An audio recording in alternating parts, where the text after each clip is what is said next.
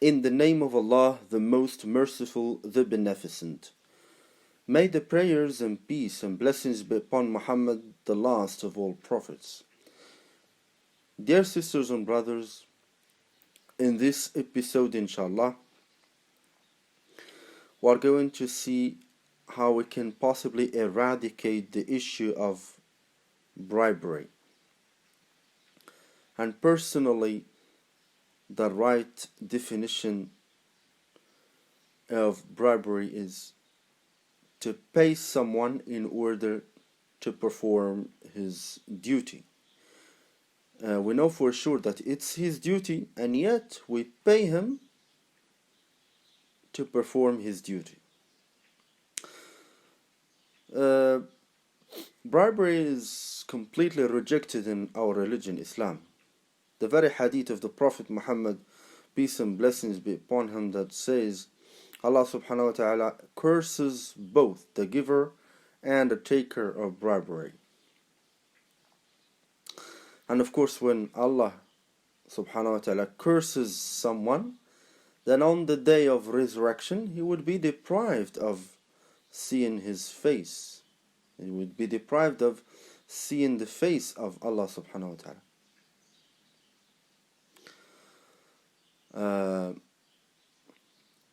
Let's see how we can possibly put an end to this issue. There are actually some very little acts that can cause or that can be the main source of this habit or this bad attitude of giving bribery. Starting from home, unfortunately, some parents still encourage their children to give bribery. For example, when they order them to do something,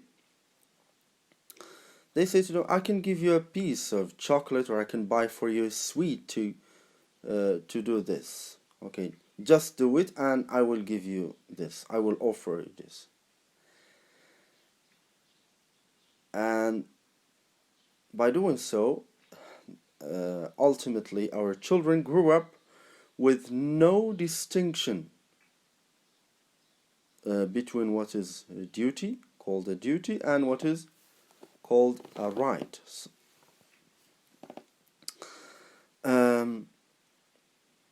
And of course, when they become adult, they keep giving bribery, especially when they are caught by authorities, they are caught by traffic police. They give bribery in order to get released. And another thing is that we have to stop.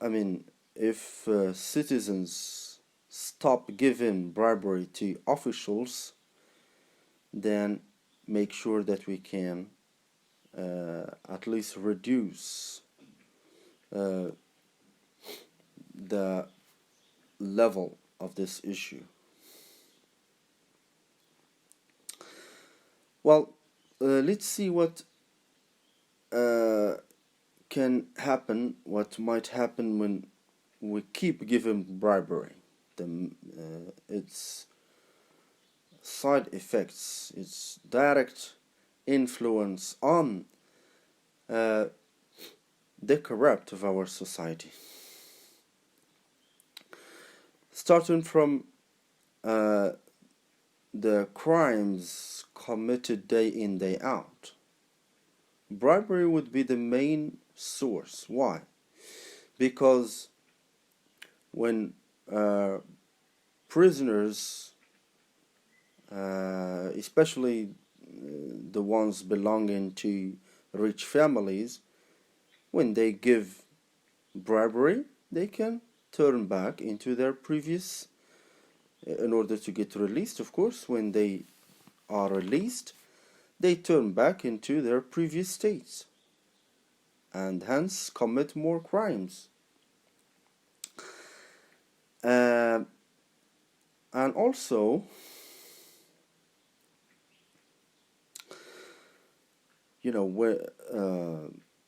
when we keep giving bribery, then this would result in lack of equal opportunities. It's actually unfair to see someone belonging to a rich family given bribery in order to obtain a diploma, and someone who devotes the half of his whole life to to get that diploma. It's the real sense of corruption.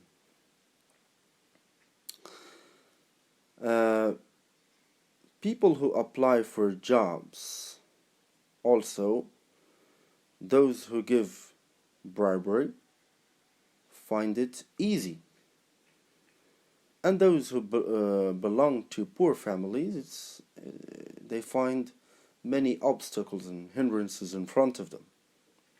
It is unfair, but we shall not forget then what is based on that is haram.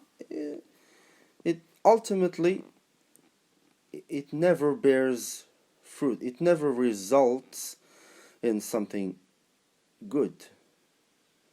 We find those people given bribery ending with very bad life. This turns back on them, on their health. So we're asking Allah subhanahu wa ta'ala portrait, screen curtain on, to avoid and to show us what is bad, what is haram, and avoid it, and to orient us towards what is good and what is beneficial in our life, and follow it. Until now, peace be with you. stop, button.